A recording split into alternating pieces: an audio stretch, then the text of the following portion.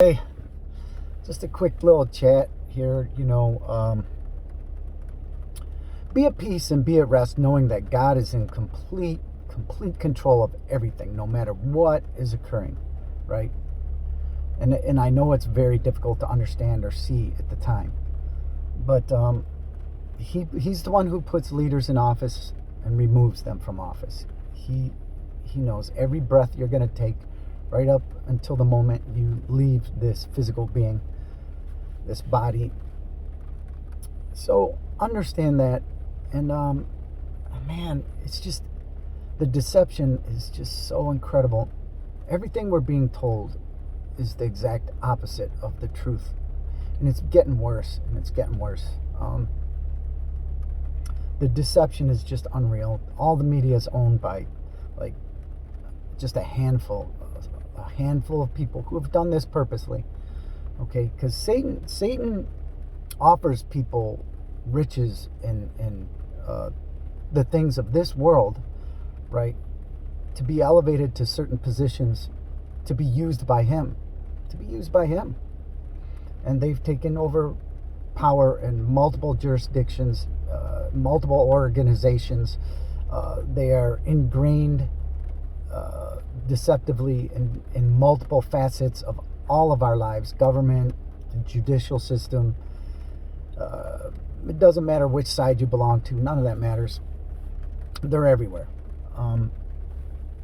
And we can see the wickedness really starting to be revealed here.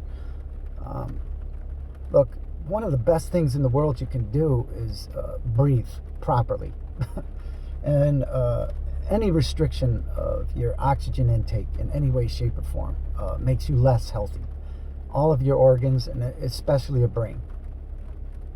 And that's been proven through multiple studies, and they're doing their best to conceal that fact. And they've even changed OSHA regulations to cover up the truth. I used to be on a confined space team. I'm well aware of the things we need to breathe properly, and 19 parts per million. You do not want to dip under that for your oxygen intake, and restricting anything, even putting a Kleenex over your nose and mouth for more than just a few minutes, starts to lower the parts per million of oxygen molecules you're intaking, which as time goes on, the longer you do it, the worse it affects you. And our bodies are designed to heal themselves. They are. Our flesh, these bodies were designed to heal themselves. God, even though Satan was given rule and reign over this physical dying dimension that we're trapped in time and place of the flesh, God is still in complete control. That's why all this glorifies him, everything. It just brings you into a deeper knowledge of just who he is and how in control he actually is. So our bodies were designed to physically heal themselves, our immune systems. So the best way to fight anything is to become immune to it. Let your bodies do what they were designed to do. And look, overall, by their own numbers, the science does not back up whatsoever the things that are occurring whatsoever. Actually, it's the opposite. It's quite the opposite. And there's thousands and thousands and thousands of specialists in all the different fields. Cardiopulmonary field, biologists, virologists, scientists of every walk of life, doctors, multiple, that have come against the things that are being rolled out. Do not, make up your own mind, but if you try to save your flesh, all those who try to save their lives will lose it. We'll lose them forever. You're committing to this system, this world of the flesh that Satan has been given dominion over for a time to rule. Because Jesus Christ himself said, "My kingdom is not of this world, not of hence, not yet, but it will be." And this is the final moments. This is definitely the final call, and you do not want to be left here. I do firmly believe the Bible is very clear from the beginning to the end, pointing out a first fruit harvest, a first fruit catching away. Like the Levitical priesthood always took a first fruit wave offering into the temple, and Jesus is our high priest. He's going to take that first fruit harvest into his Father's house, into his Father, our heavenly realm, and offer it up as a wave offering before God. And that's what the high priest did. Look, the spiritual is played out in the physical. No doubt about it. No doubt about it. And you can see it once you're awakened and born again of the Spirit. And that's not just some cult or whatever. Christ himself, Jesus told Nicodemus when he came to him at night, he said, I know you're from God. How must I be saved or go into the kingdom of heaven? I forget exactly how it was worded. But and he told him, you must be born again of the Spirit. And he didn't understand it. But Jesus enlightened him on it. That which is flesh, and that which is spirit is spirit. Do not marvel that I say you must be born of the Spirit. Your spirit has to be renewed, because we're in a condition of separation here from God by disobeying him and indwelling this idol, this vain show, which is exactly what that word image means in Genesis 1:26. Okay, but God corrected this situation in Genesis 2 by putting his representative here. So understand these things, and look, the vaccine is getting ready to be rolled out now. Okay, it's being rolled out, and sooner or later it will be forced. It'll be forced, and maybe immediately with a lot of places that you work at, they might require you.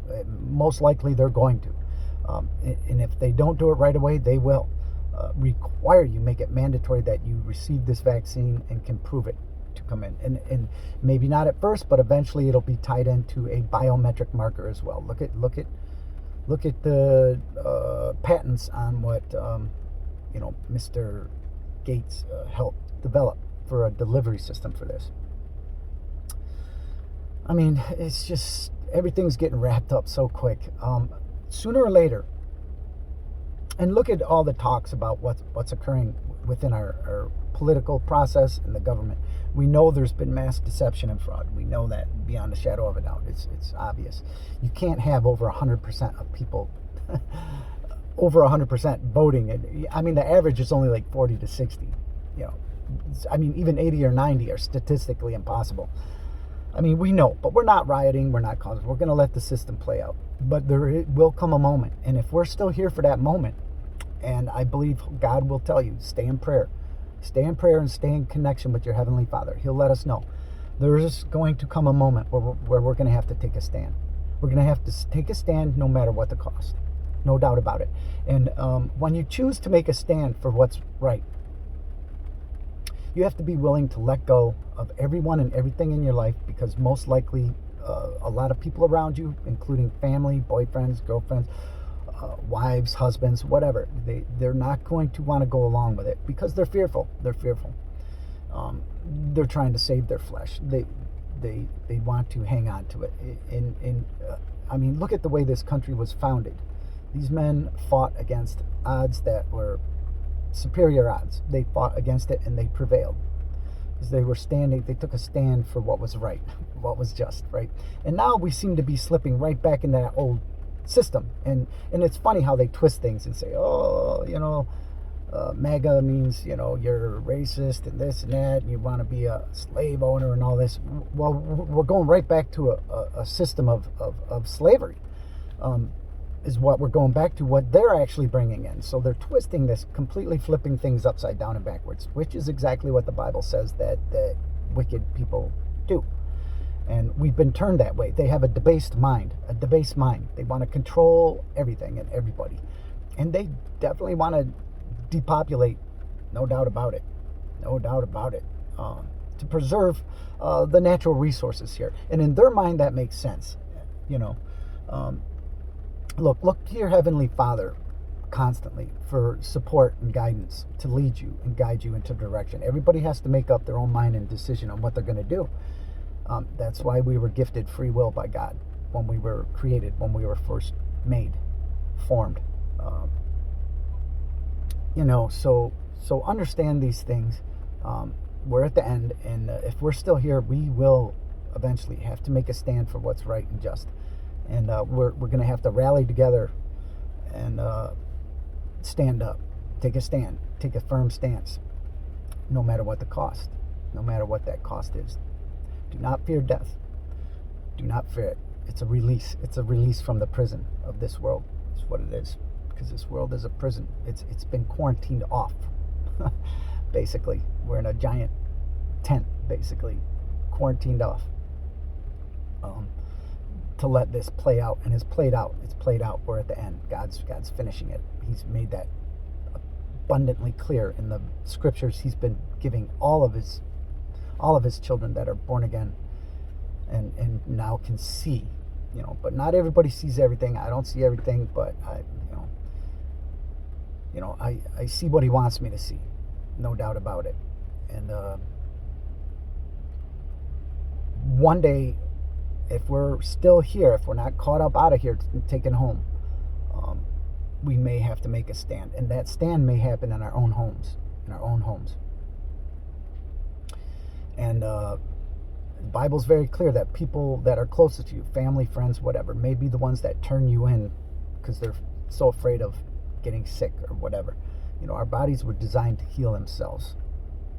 Okay, that's the way you fight this. You don't wear a mask and cover up and take pills and shots and everything for everything. I mean, they do have their definite need in certain instances for certain things. I'm not doing that. You got to make up your own mind and follow real advice from someone you trust. But always make yourself known to God in prayer and supplication to ask for his guidance and leading on everything. But what's coming out, don't do it, man. Make up your own mind, but in this form of governance that's coming back upon us, it's going back to where we will own nothing, and to be part of their system, you have to give up all your rights. Anybody who's willing to give up freedom for security or peace, and we're being threatened by violence and not being able to exist or participate in society, they're going to force this. It will be forced down our throats by the people who are ruling over us. And they're no different than us, other than they're maybe turned and being led by another spirit. So understand this. God's in complete control. Rest assured in that. And be in prayer. Keep your eyes open. Society is definitely changing, and I know for a fact because I see it and they see me. There's beings out there that, and I'm not sure how it occurred, but I understand that Jesus cast demons, these wicked spirits that are indwelling humans. He's cast them out before, so and they roam the earth. They're unredeemable. They're here, and I don't know how many passed on during the flood and throughout the course of humanity here. They're beings of a different order, and they are irredeemable, and they're seeking a body to indwell. And I believe that they can see our spiritual condition. Oh, I know. I don't believe. I know. They reveal themselves. And they're not hiding it anymore. So just keep your wits about you anytime you're out in public, or even when you're with people you think are your friends or family, because even they can be turned by fear. And because of their emptiness, they're not indwelt by God's Holy Spirit. So anyways, I just want to point these things out.